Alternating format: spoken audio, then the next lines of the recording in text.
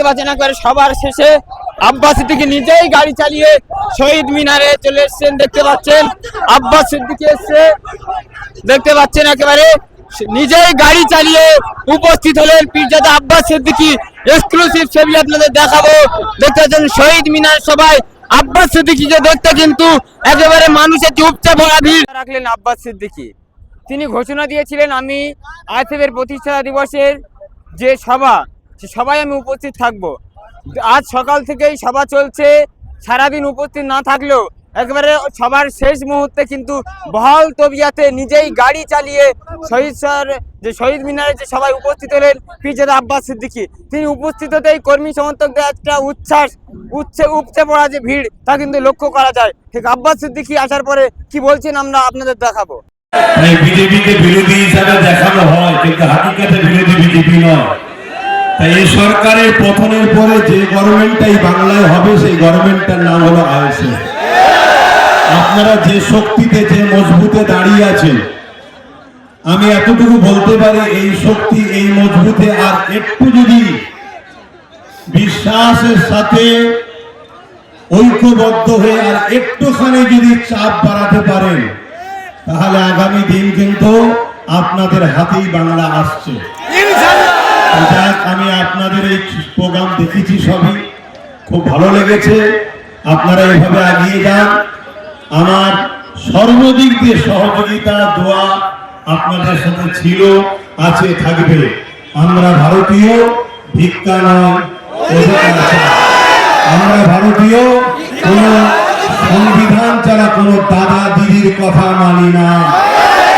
সংবিধানের কথা যে দাদা দিদি বলবে সেই দাদা দিদিকে মাথায় নিয়ে ঘুরবো, আর যে দাদা দিদি সংবিধানকে তাকে রেখে নিজেদের কথা শোনাতে চাইবে সেই দাদা দিদিকে সংবিধানের ডায়েরিতে এনে জেলের কারাগারে আমরা যুব সমাজই ভরব। এই অঙ্গীকার নিয়ে আজকে আপনারা তো চলে গেছেন, রাস্তায় সব দেখছি চতুর্দিকে। কারণ আমি যদি আরেকটু আগে ঢুকতাম তাহলে তো আরো সমস্যা হয়ে যেত না। তো সেই জায়গায় যখন ভিড় কেটে গেছে, আমি আস্তে আস্তে বললাম এবারে চলো যে একটু কমসে কম, কেন গতবারে নওশাদ বলেছিল আমরা দু ভাই এক জায়গায় হবো। সেই কথাটা তো সত্যতা প্রমাণ রাখতে হয়। হয় জালিমরা কোনো খুঁজে পাবে না, কোনো ফল না পেয়ে বললো কই তার ভাই এলো না তো,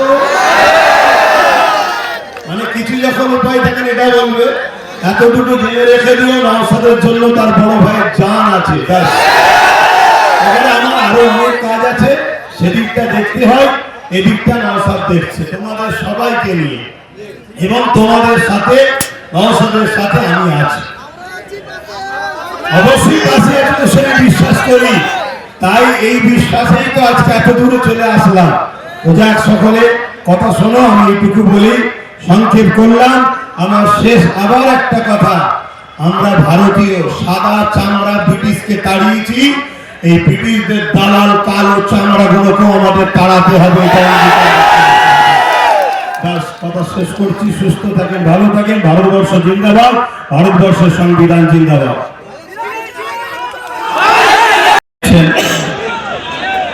31শে মার্চ পর্যন্ত প্রোগ্রাম আছে। 31শে মার্চের পরে আবার চেষ্টা করব, কিন্তু মার্চের পরে প্রচন্ড রোদ হয়। এই রোদকে অপেক্ষা করে যদি ব্রিকেট করি, আপনারা সারা দেবেন তো? আমার টার্গেট ব্রিকেট রেকর্ড হয়েছে 21শে, ওই ব্রিকেটের রেকর্ডকে আবার ভাঙবো আমরা। সেই চেষ্টায় আজকে গতকাল থেকে বারবার আমাকে বলেছিল, আমি বলেছিলাম আমি অবশ্যই কলকাতাতেই থাকবো, আশপাশেই থাকবো, পুরো প্রোগ্রামটাকে নজরে রাখবো।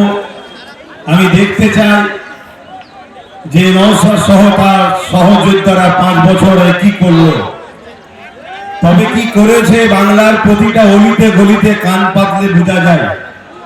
এই বাংলায় বর্তমান বিরোধী শক্তি যদি কেউ থাকে আজকের দিন পর্যন্ত, সেটা হলো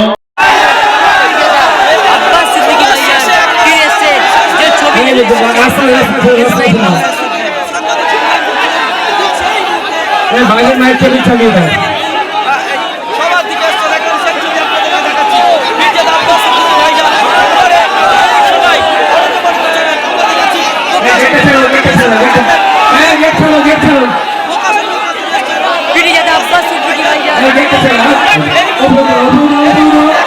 देखो देखो देखो कौन है हमारे बस्ती में रंगा हमारे बस्ती में रंगा बोल भाई रंगा देखो देखो कौन है अरे देखो देखो कौन है बोल भाई रंगा हो तुम बोल भाई रंगा